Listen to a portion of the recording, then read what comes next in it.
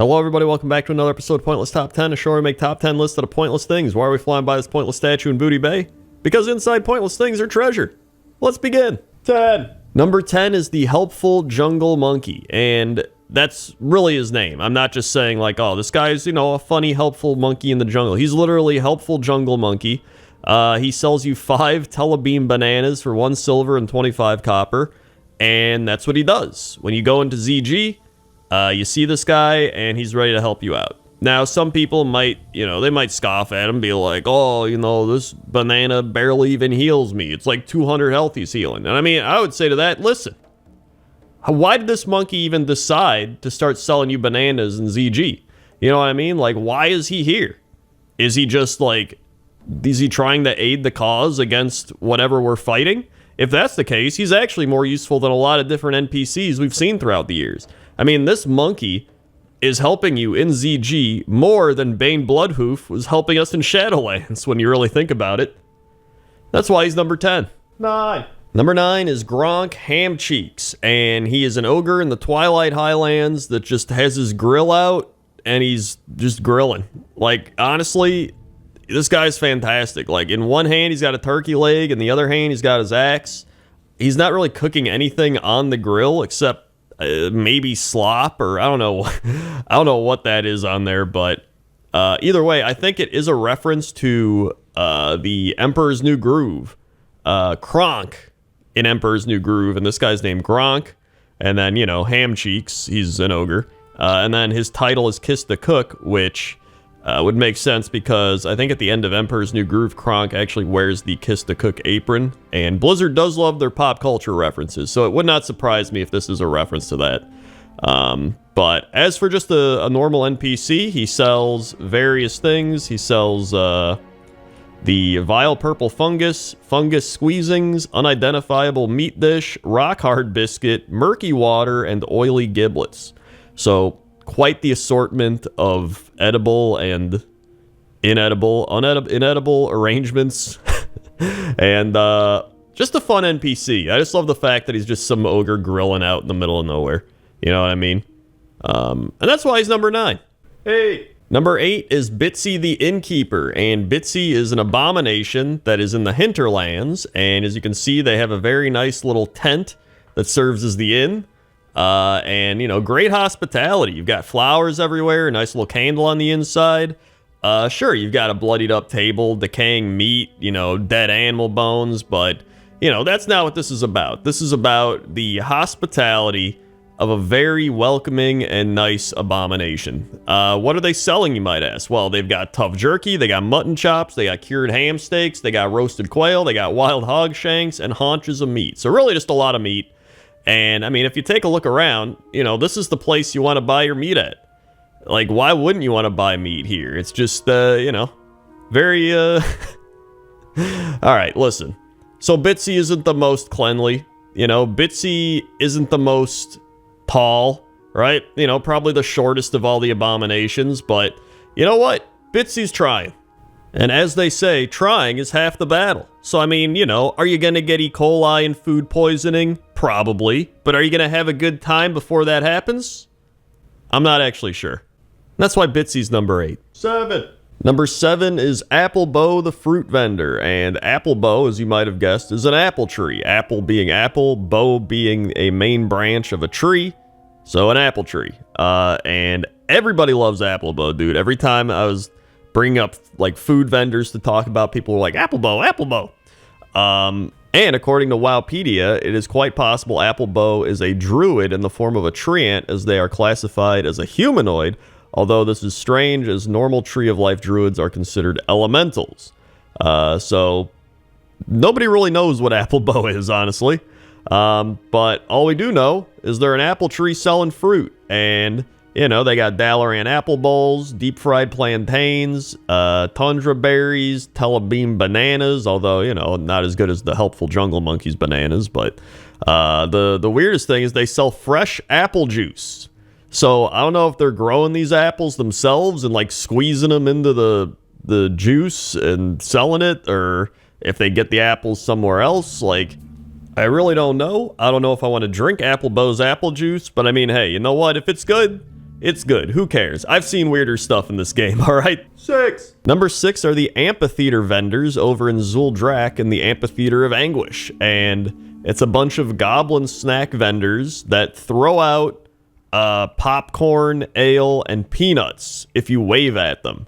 Kind of like you're at a baseball game or, you know, just some sporting event. Mainly baseball, because that's where they're like, peanuts, get your peanuts here, right? And then you wave at them and they throw you something. It's actually pretty cool. I didn't even know these existed until researching for this pointless top 10. But here's the weird thing, all right? They don't actually sell peanuts, popcorn, or ale. Like, that, I don't understand that. Like, they're throwing all these things at you. You think they would also sell these things, but they sell crusty flatbread, pungent seal whey, sweetened goat's milk, sweet potato bread, and honey mint tea. But why aren't they selling the things they're throwing out for free? You know what I mean? You would also think as goblins, they would want to sell those things, even though they are giving them out for free, because they're like, yeah, some idiot will buy it, right? Either way, they're a cool food vendor, and that's why they're number 6. 5. Number 5 is Granny Smith, and Granny Smith is the food vendor in Shatrath. And much like Applebow, she sells fruit, but primarily apples. She's got shiny red apples, golden bark apples, and obviously her name is Granny Smith, which is referencing the apple. But she's also hard of hearing because constantly she's being yelled at by Crow Threadstrong, who is the orc leatherworking vendor who is very mad. And he is just constantly yelling at Granny Smith, being like, fruit vendor, your cart is still in our way. Fruit vendor, move your cart. Fruit vendor, do you think I'm blind? And he's just constantly yelling, but Granny Smith can barely hear, and she's like, what? Who's yelling? And then you got big ogre man over here named Gronk, I believe, and he's just eating the apples, and she's like, where'd these apples go? And he's just like, oh, no. It's a fun interaction with all these different characters. And apparently, I didn't even know this was a thing, Crow came into existence because of a miscommunication during Shatrath's development when the leatherworking area was decorated with a huge fruit cart because of time constraints, and there wasn't enough time to change the fruit cart, so the designers responsible for NPC spawning came up with a backstory to explain it away. Player response was so positive that designers expanded upon Crow's reaction in later patches. Which, I think that's fantastic. That's the stuff I love to hear about, you know? It's like a little design decision that ends up becoming this crazy story meme type thing in the game. So, that's why Granny Smith is number 5. 4. Number 4 is the Snackomatic, and specifically it's the Snackomatic 4, which I didn't actually plan out to have the Snackomatic 4 at number 4. It just kind of worked out that way, but it's the machine you'll find on the Zeppelins whenever you're on the Horde and you take a Zeppelin. Well, you can go on the Zeppelin as an alliance, and I think you actually can use the Snackomatic. And it just sells a wide variety of snacks. You got your cheeses, your ice cream, your bread, your water, food. Like, it's got everything you need. And I don't know why it's the 4th version, but over on the other side, you get the Vendotron Deluxe, and the Vendotron actually sells non-food items, so it's got like thread and copper rods and fishing poles, and it's not on the list because this is a food vendor list, but maybe on a normal vendor list we'll actually include that one, but honorable mention. And, you know, here's a goblin fixing up the Snackomatic. Now, the thing is, I don't know why we are on the 4th version of the Snackomatic, right? Like, have we had the goblins work on a few previous versions and they just didn't work out and they settled on the 4th one? Maybe they used to have old Snackomatics and they've just been upgraded throughout the years, which would actually be prior to Classic WoW, because from my research, the Snackomatic 4 has been on the Zeppelin since, like, Vanilla WoW. So, I don't know. But either way, it's built well because, I mean, listen, it's been holding up for like 20 years at this point. I'm starting to see why they settled on the Snackomatic 4. It's just a solid machine. Like, sure, you got the goblin going around. He's got to tweak it up. But, you know, if he had a car and it was still running after 20 years and he had to, you know, take it into the mechanic every so often, it'd still be a pretty solid car. You know, it's still functioning, still working. And overall, it's just one of the best pieces of goblin technology that we've seen. And that's why it's number 4. 3. Number 3 is Gorgonzormu, the cheesemonger in Valdrakken, and easily one of the best new NPCs they've added into the game. This list was actually going to be about cheesemongers, but there weren't enough cheesemongers in the game, so they're just like, you know what? Let's just do food vendors. And he sells Ice Crown Blue, Mogu Mozzarella, Eternity Infused Burrata, Apexis Asiago, Curding of Stratholme, Temporal Parmesan, Black Empire Brunost, and Silithus Swiss. I definitely did not say some of those cheeses correctly, but, you know, if you've been here long enough, you didn't expect me to anyway. But great NPC. He's surrounded by a lot of cool-looking, rapidly aged foods. You know, Bronze Dragonflight, you get it? And Nomi is here.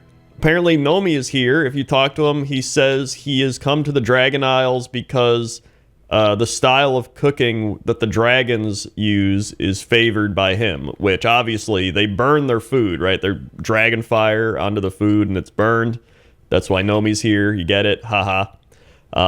It actually is pretty clever that he showed up. But he's not on the list. This is Gorgonzormu's time to shine, and that's why he's number 3. 2. Number 2 is Curd Butterhoof, and Curd Butterhoof serves the best, finest, high-quality products you can find at a food vendor. These are homemade milk and cheese... Hold on a second. Homemade... Okay, well, let's just take a look at the products then. We got Skinny Milk, Pail of Warm Milk, Butterhoof Singles, Spicy Sharp Cheddar, High Fiber Gouda, Butterhoof Can't Believe It's Butter, Kurdos Yogurt, and Curds Soft Serve. Now, I'm not gonna say anything, all right? But I would question a lot of things here. And, you know, I'm sorry to Applebow earlier for talking about the fresh apple juice when Curd Butterhoof exists and is literally just an entire store of homemade products.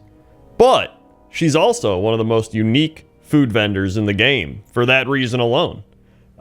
She also has her baby in the back there. I thought it was Baby Moozy for a while, and then I remembered that's actually a different baby, so this is just random, unknown Curd Butterhoof baby. But overall, you know, very unique NPC. She also has a Butterhoof Milk Stout available at Brewfest, so, you know, pick that up at your local Brewfest when that comes around. And it's number 2. 1. And number 1 is Myra Tierengard, the bread vendor in Ironforge. The female dwarf bread vendor that has been in the game for as long as this game has existed. She just walks around Ironforge selling bread and buying all of your gray and green vendor trash items. She sells numerous amounts of bread. You got your buttery wheat rolls, your cornmeal biscuits, your crusty flatbreads, your freshly baked breads, your cherry pies, your grain bread, your corn bread, your nut bread, your spice bread, your banana bread. She's got all the bread. She's got even the Mulgore bread, right? She must import that stuff. I don't even know how you get Mulgore bread to Ironforge, but she knows people. She's got a way. And easily one of the most beloved NPCs and food vendors in Ironforge, and maybe just in the Alliance in general. Even a Horde. Even a lot of Horde people are like, hey, it's the bread vendor, right? Like, you know, when I was trying to figure out who to put at number 1, it was just... I was thinking of food vendors, right? And there's all these cool food vendors and everybody, but she was just the most notorious food vendor, right? Like, to me, she almost feels like the Gammon of the Alliance. Like, sure, Gammon dies all the time, and you can't actually kill the bread vendor, right? But that's not what it's about. It's about the notoriety behind it. Everybody knows who Gammon is, both Horde and Alliance. Mainly Horde, but on the, you know, the flip side, mainly Alliance. But everybody knows who the bread vendor is in Ironforge, and that's why, out of all these food vendors, out of all these NPCs, Myra Tierengard is number 1. Hey everybody, thanks for watching this episode of Pointless Top 10. Make sure to like, comment, subscribe, share the video with everybody you think would care about it or don't, I don't know. Also, here's some more Pointless Top 10s if you want to go watch those. And you can check out Patreon or YouTube memberships. I've been adding more perks to both of those. Okay? Okay. See you.